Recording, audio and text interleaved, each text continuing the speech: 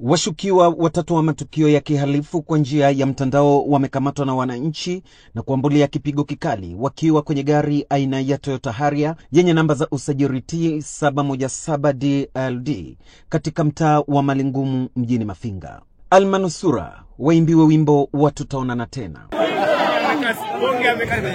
Washukiwa hawa wanaokadiriwa kuwa na umri wa miaka zaidi ya 40 wamejikuta wakiambulia kipigo kikali baada ya kuingia kwenye 40 za wananchi wenye hasira kali.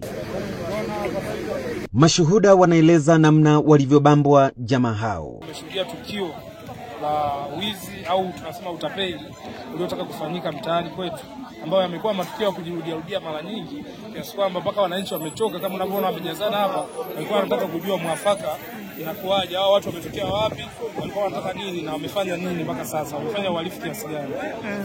Bahati nzuri sasa tunashukuru kwamba tumefanikiwa kuwakamata. Walitaka kutapeli lakini wamefanikiwa kukamatwa na wananchi, na baada ya hapo wananchi wamepigia simu polisi wamefika sehemu ya tukio kwa wakati mwafaka. Mpaka sasa hivi wamechukuliwa na polisi, wote walikuwa watatu. Njemba hizi kwao si mara ya kwanza kufanya matukio ya kihalifu, kama anavyotanabaisha balozi wa mtaa huu wa Malingumu shina namba 20 B. Silva Ludeligo. Walikuwa watatu, walipofika hapa akawa wamemteka kijana mmoja. Ile kijana akawa wenzake wanampigia simu, akasema kuna wajamaa wamenibeba, sasa tunaenda kufanya biashara. Wakasema wako wapi?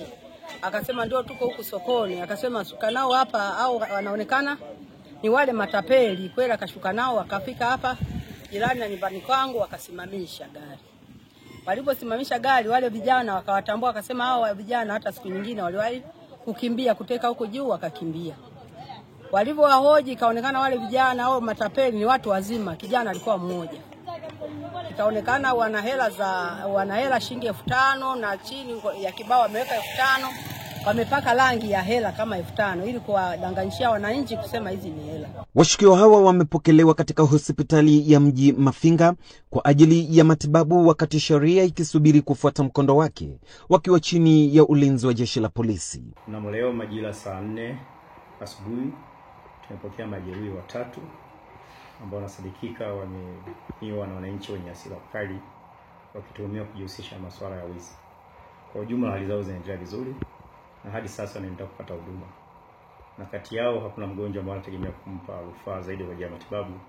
Huduma zote watapata ndani ya hospitali ya mji wa Mafinga. Baada ya jeshi la polisi kufika eneo la tukio, liliwasihi wananchi hao kutuliza hasira zao na kuchukua washukiwa hao kwa ajili ya taratibu za kisheria.